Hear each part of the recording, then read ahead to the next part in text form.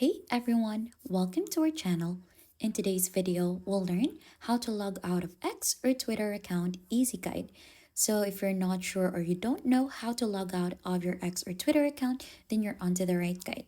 So the first thing that you need to do is to head onto your Twitter account. So as you can see, I'm currently logged in already in here. You need to click onto the profile icon onto the upper left to log out. Then scroll down in here until you find in settings and privacy.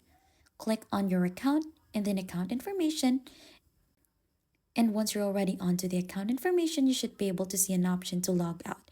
So if you click onto log out, it will ask you to prompt, or it will prompt you if you're sure if you want to go ahead and log out of X. So just click onto log out again to completely log out of your Twitter account.